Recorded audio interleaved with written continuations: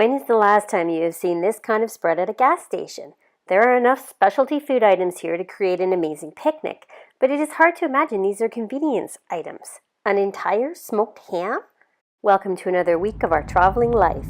We are back on the road, heading from Algarve across Andalusia to Costa Tropical and Castell de Ferro.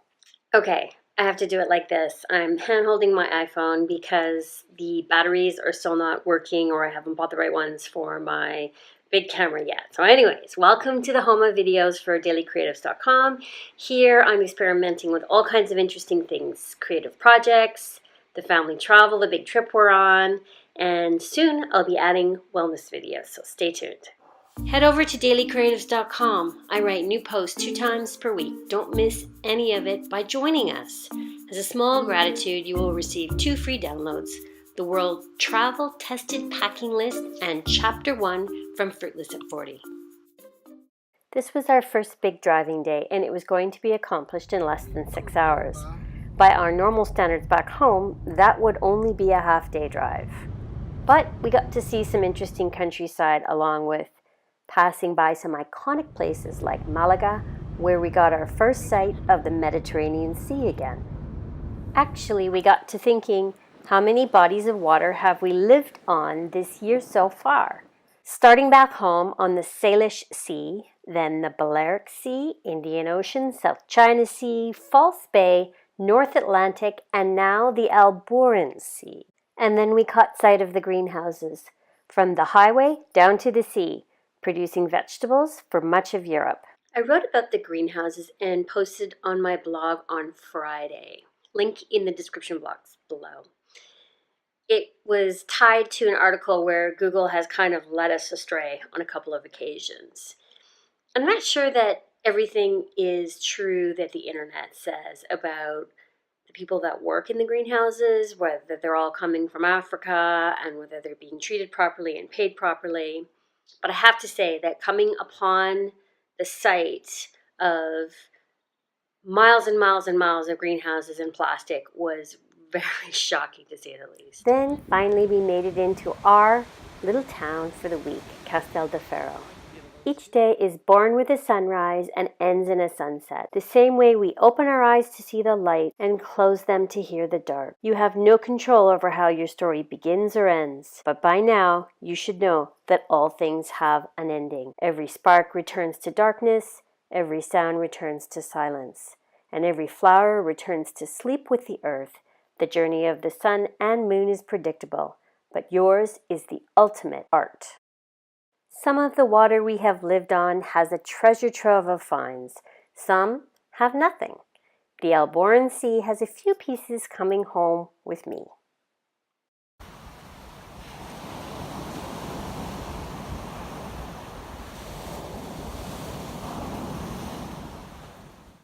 Then the long-awaited visit to Alhambra, the height of Nasrid dynasty rule and architecture left over from 8 centuries of Islamic rule on the Iberian Peninsula. We headed straight through the fortress for our 9 a.m. appointment for the Nasrid Palace. The first room of the palace has been repurposed over the years since Alhambra was first built upon Roman fortifications in 889. Now both Islamic carving and Christian symbols remain alongside each other. The Camaras reception hall for the king was set up to show him the highest respect, making the windows above where he was seated look like a crown. The court of the Myrtles used water to its full advantage to cool the area during the oppressive summer heat.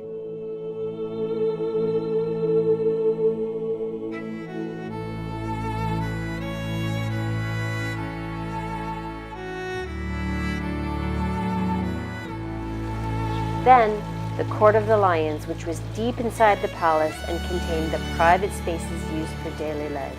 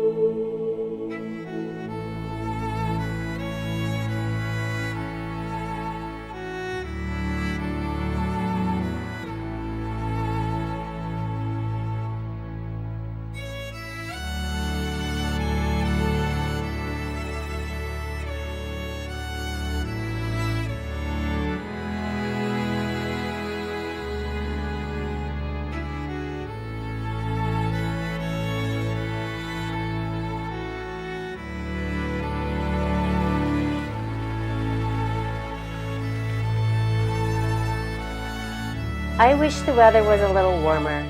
I felt a little rushed, not by my family, but by the sheer cold. The blood in my hands took quite some time to recirculate, but the sun and a nice hot coffee did the job. It is wonderful to see that so much of the Islamic craftsmanship has remained after the handover in 1492. Isabella and Ferdinand could have completely destroyed it and remade everything in a very Christian way. But it seems that the two cultures coexist at Alhambra. There is a distinct legacy of the Nasrid dynasty, both at Alhambra, obviously, but also across Spain.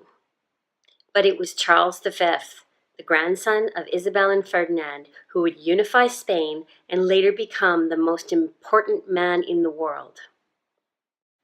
There is a lovely hotel inside of Alhambra, and I think it would be amazing to stay there. The energy of sleeping there overnight. Similar to what I think it would be like to stay in the hotel that's perched on the edge of the Grand Canyon right in the park. And also the beautiful hotel that's in the Mdina in Malta. Love to stay there as well.